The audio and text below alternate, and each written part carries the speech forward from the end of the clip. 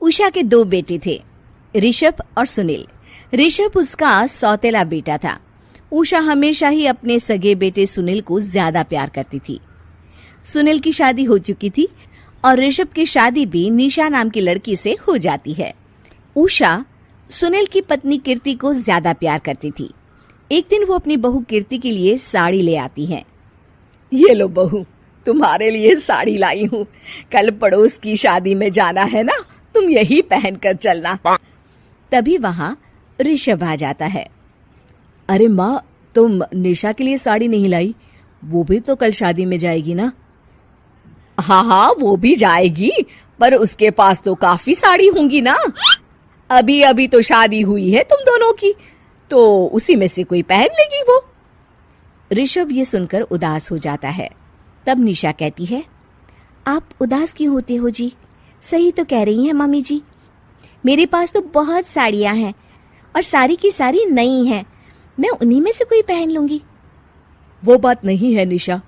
माँ मेरे साथ तो सौतेला व्यवहार करती ही थी, पर मुझे लगता था कि मेरी पत्नी के साथ वो ऐसा कभी नहीं करेंगी, पर आज उन्होंने तुम्हारे साथ भी वैसा ही व्यवहार किया। ऋषभ उदास होकर अपने कमरे में चला जाता है। ऋषभ को उदास देखकर निशा को अपनी सास पर बहुत गुस्सा आता है। एक दिन उषा सुनील को कुछ पैसे दे रही होती है। ले बेटा सुनील, ये कुछ पैसे रख ले और बहू को कहीं घुमा लिया। जी मम्मी जी। सुनील वहां से चला जाता है। मम्मी जी, आपने इन्हें तो कभी पैसे नहीं दिए। ऐसा सौतेला व्यवहार आप क्यों करती हैं? बहू, ये किस तरह से बात कर रही हो तुम अपनी सास से? कोई ऐसे सवाल करता है कि अपनी सासू से? सास? अरे जिस दिन से मैं इस घर में आई हूँ ना, आपने तो मुझे अपनी बहू माना ही नहीं। हमेशा कीर्ति भाभी के लिए ही सब कुछ लाती हैं। मुझे तो आज तक आपने कुछ दिया ही नहीं। क्या मैं जानती नहीं कि आप ऐसा क्यों करती हैं? देख निशा, तू अपना काम कर समझी। मेरे से बहस करने की कोई जरूरत नहीं है। तभी वहां ऋषभ आ जाता है। निशा, माँ से ऐसे बात नहीं करते। तुम जाओ अपने कमरे में। हाँ, जा रही हूँ। मुझे भी इनसे बात करने का कोई शौक नहीं है। निशा अपने कमरे में चली जाती है और ऋषभ भी वहां आ जाता है। निशा, तुमने माँ से क्यों झगड़ा किया? क्योंकि आप तो कुछ कहते ही नहीं, बस चुपचाप सहते रहते हैं। किसी को तो आवाज उठानी होगी ना। कोई बात नहीं निशा, तुम गुस्सा मत करो, शांत हो जाओ। निशा रसोई में खाना बना रही होती है। तभी वहां कीर्ति आ जाती है। निशा, तुम मार्केट से ये सामान ले आओ। मैं क्यों जाऊं? आप भी तो जा सकती हो ना। दिख नहीं रहा कि मैं खाना बना रही हूँ? हाँ तो क्या हुआ, खाना बनाने के बाद चली जाना। हाँ, खाना भी मैं ही पकाऊं, बाजार जाकर सामान भी मैं ही ले आऊं। खुद तो कुछ करोगी नहीं, है ना? ओहो, जुबान तो देखो कैसे चल रही है। सुनो, तुम अभी आई हो इस घर में, तमीज में रहो, वरना सासू माँ से कहकर मायके भिजवा दूंगी तुम्हें। हाँ। ओह, हाथ लगाकर दिखाओ मुझे, देख लूंगी। बहुत मनमानी हो गई तुम दोनों की, समझी? निशा लिस्ट कीर्ति के ऊपर फेंक देती है। कीर्ति निशा को मारने आती है तो निशा उसका हाथ मोड़ देती है। मर गई रे, छोड़ मेरा हाथ। आज के बाद मुझसे कोई बदतमीजी की तो अच्छा नहीं होगा। कीर्ति रोते हुए अपने कमरे में चली जाती है। उस निशा चुड़ैल ने मेरा हाथ मोड़ दिया। मुझे नहीं रहना इस घर में। अरे कैसी बेकार की बातें कर रही हो।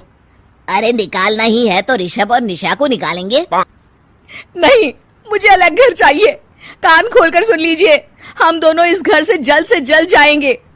आप नए घर का इंतजाम कीजिए बस। मैं इन दोनों के साथ ज्यादा नहीं रह सकती। हाँ, वैसे मैं भी कुछ दिनों से सोच रहा था। अच्छा हुआ तुमने कह दिया, मैं माँ को भी बता देता हूँ। माँ, वो क्या करेंगी तुम्हारे साथ जाकर? मैं चाहती हूँ कि तुम और मैं, बस हम दोनों ही कहीं शिफ्ट हो जाएं, इस सब झमेले से दूर। अरे पर माँ को यहाँ छोड़कर इस तरह से जाना ठीक नहीं रहेगा कीर्ति।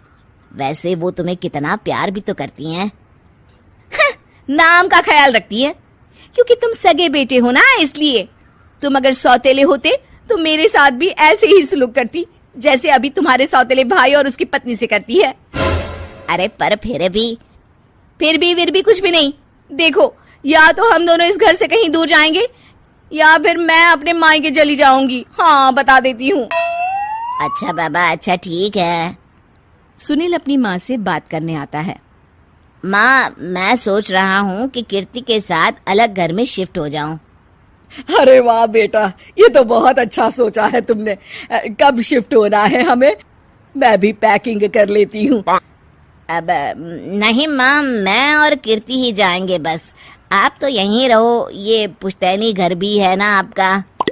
अरे बेटा, तू तो मेरा सगा बेटा है, तू ही मेरे साथ ऐसा कर रहा है। मुझे अपने साथ ले जा बेटा। तभी वहाँ कीर्ति आ जाती है। अरे माँ, आपको पता भी है कि किराए के घर में कितना खर्चा होता है, और अगर आपको भी लेकर गए तो और खर्चा होगा। आप तो बस यहीं रहो इसी घर में। कोई बात नहीं सुनील, तुम लोग चले जाओ, माँ यहीं रहेंगी हमारे साथ। हम माँ का ख्याल रखेंगे, तुम लोग अपनी गृहस्थी संभालो। निशा को ये देखकर बहुत खुशी होती है। वो मन ही मन सोचती है, अब आया ना ऊंट पहाड़ के नीचे। अब मम्मी जी को पता चलेगा, बड़ा सगा और सौतेला करती रहती थी। सगा बेटा तो जा रहा है छोड़कर, अब आएगी इन्हें अकल, और नहीं आई तो मैं अल्लाह कर रहूंगी। निशा अपनी सास को कैसे अपने सौतेले बेटे से मिलाएगी, जानने के लिए देखिए सौतेली माँ पार्ट 2।